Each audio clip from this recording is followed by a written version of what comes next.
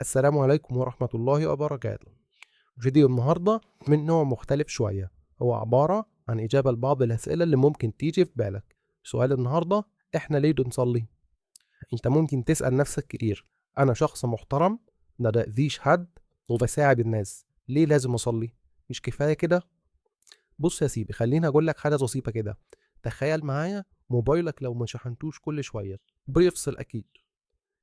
قلبك كمان كده محتاج شحن، بس مش شحن كهرباء، شحن روحاني. الصلاة هي شحنتك اليومية، 5 مرات في اليوم ربنا بيقول لك: تعالى كللني، افتح قلبك، قول اللي جواك وأنا سامعك. طيب هو ربنا محتاج صلاتك؟ أكيد لا، إحنا اللي محتاجينها. النبي صلى الله عليه وسلم قال: أرحنا بها يا بلال. يعني الصلاة راحة مش عبء. وعلشان تبقى إنسان كويس لازم تبقى قريب من اللي خلقك، اللي فاهمك، اللي يقدر يهديك ويقويك. وتيجي الأهم جزء: ربنا قال: بسم الله الرحمن الرحيم، وأقم الصلاة إن الصلاة تنهى عن الفحشاء والمنكر. يعني لو بتصلي صح هتبعد عن الغلط من غير ما تحس.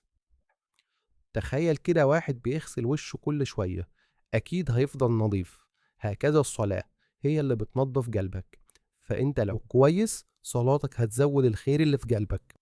في الآخر الصلاة دي مش فرض بس، ده حب ولقاء وراحة قلب. ابدأ من النهاردة وما تكسلش.